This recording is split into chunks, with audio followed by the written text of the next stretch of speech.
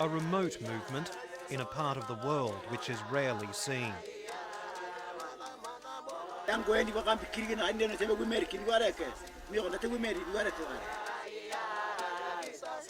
Part campaigning documentary, part adventure flick, Forgotten Bird of Paradise is casting a new light on this hidden part of Earth. And it was all shot over 2 months in the mountains of Indonesia's West Papua province by a 28-year-old first-time filmmaker. Foreign journalists and human rights observers are banned from entering West Papua by the Indonesian authorities. I travelled undercover, aided by members of the independence movement. I was on my way to meet independence fighters at their stronghold deep in the jungle. During the journey, I had a huge amount of adrenaline pumping the whole time because you're almost kind of driven by fear. There's that awareness that at any moment you could walk around a corner and there'd be an Indonesian military patrol going through the villages. And so I think, there was an element of fear, but a sense that, it was a journey that had to be made because I knew that if I didn't get to these people to kind of tell their story, then I wouldn't be able to make the film and the story wouldn't come out to the outside world. In order to avoid detection by the Indonesian military, I travelled for over 2 days on foot along perilous mountain routes and through thick jungle to reach the camp of the rebel stronghold. With camera gear on his back, Dominic Brown was about to find himself in the company of the militant Free Papua movement, known as the OPM. A traditional smoke signal set up at dawn, the only means of sending a message across the valley, letting the camp know the impending arrival of friends, not foe.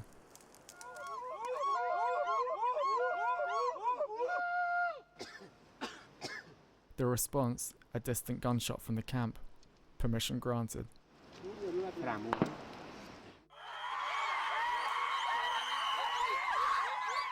The images he filmed show an armed and active outlaw movement in a part of the world Indonesia's military can't apparently reach.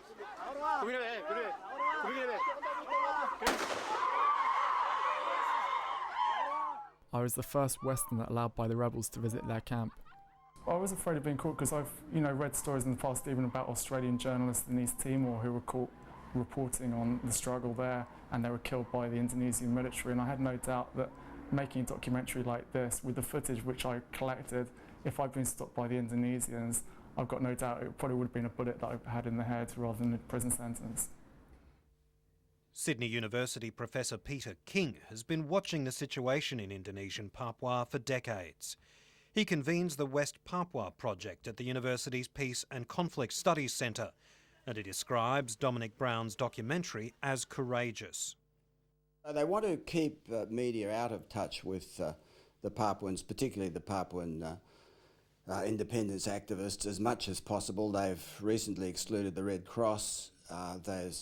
They're very sensitive about contacts with the political prisoners they're holding, and in general they prefer to uphold a international media blackout as far as possible, and so it takes a fair bit of courage to get in there and do some filming up close and personal with the Papuans. But it is, in some ways, probably a bit easier to do that in the highlands than most other places. I think it was my most worrying time was when I thought that the Indonesians had found out that I was staying at the camp where these people were, the freedom fighters. And it took a lot of persuasion to eventually allow me to get out because they were very fearful of what would happen if the Indonesians caught me.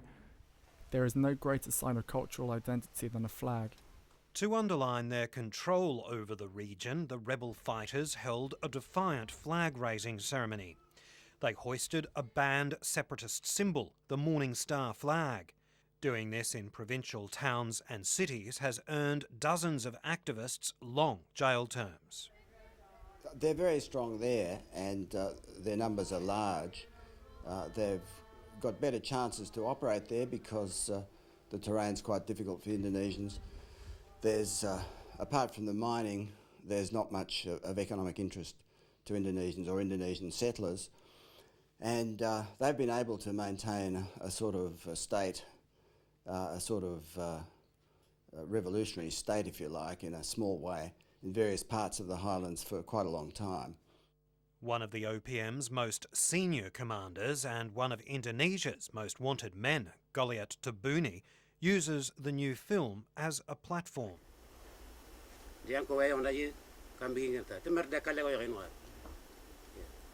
Semua pintu sebelah masuk, pintu sebelah pintu depan keluar itu merdeka. Tapi pintu dapur masuk itu otonomi. Macam itu tak tidak mau.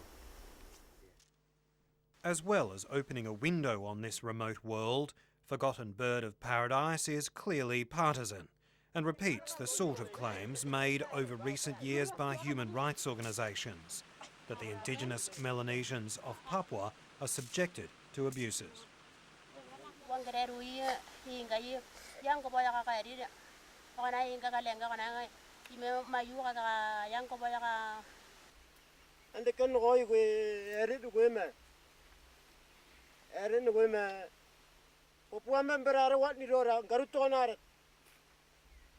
There's a huge level of discontent among the Papuans, which has probably, on the whole, risen quite a bit since Indonesia got rid of the Suharto dictatorship and began to construct a new democracy.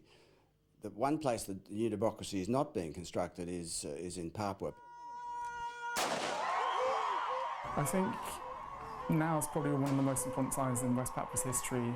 I mean, we're in the 40th anniversary year since the Act of Free Choice, when West Papua was kind of illegitimately put under Indonesian control.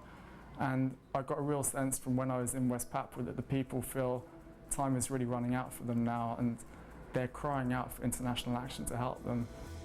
There's been a military build-up over recent times. The students are showing more determination than ever in their demonstrations in the towns, and in general a rising sense of despair among the Papuans, which makes one think, and because there's so little reaction, sympathetic reaction in Jakarta, it makes one think that something big may be building up in the next year or so.